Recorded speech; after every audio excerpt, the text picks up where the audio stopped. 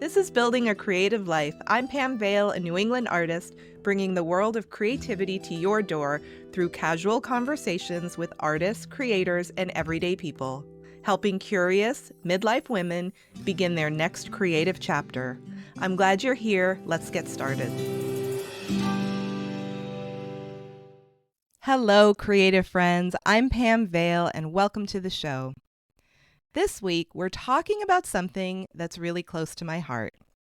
Something that feels small on the surface, but if you let it sink in, it can shift how you move through your day.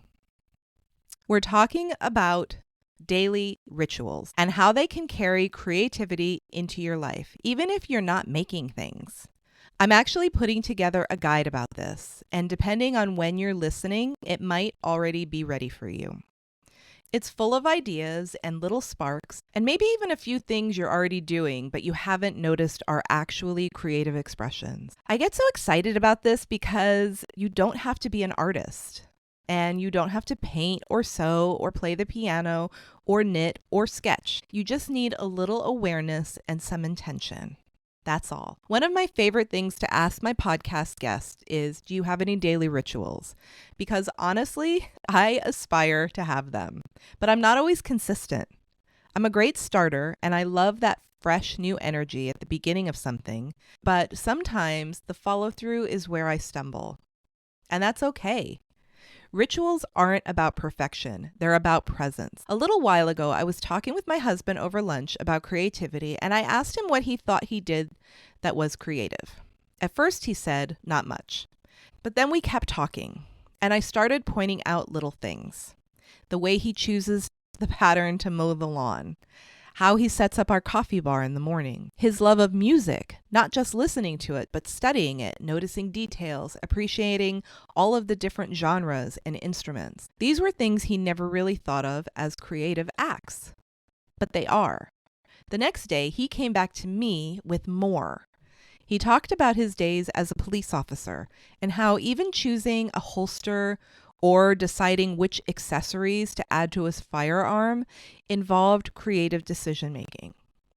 It shows you that so much of creativity is invisible until we name it. Some of my guests have had beautiful examples of rituals too. Georgie St. Clair shared that one of her rituals is actually doing nothing.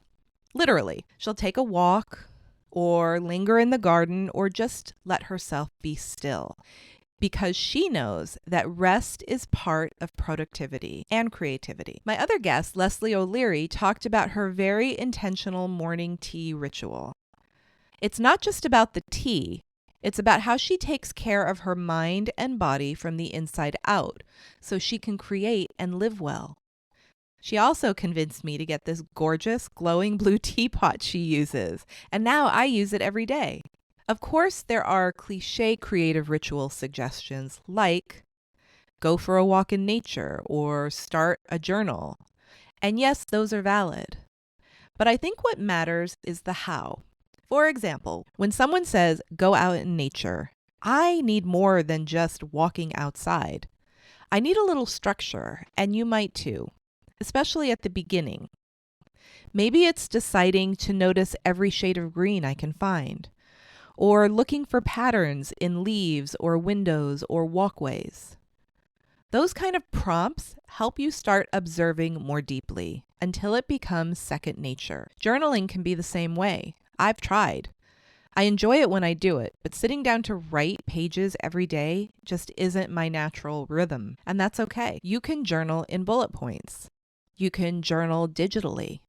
You can mix words with sketches, like we talked about in episode 3. The point is to find a form that feels good to you and make it yours. Other simple rituals, creating a morning routine like Leslie, maybe a dream journal or 5 minutes of slow breathing before the day starts, or some simple movement. It could be hand watering your garden in the evenings, maybe setting up a little reading nook or a crochet nook, somewhere that feels inviting and intentional. Maybe it's making playlists that match your mood and letting music become part of how you start your day.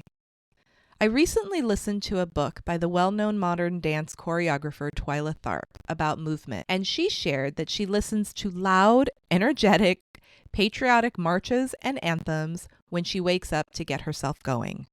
Think about what an orchestra would play on the 4th of July during fireworks. Now, that wouldn't work for me because I prefer to enter my day a little more serene, but she's an athlete and her life is very physical, so I understand why she does it.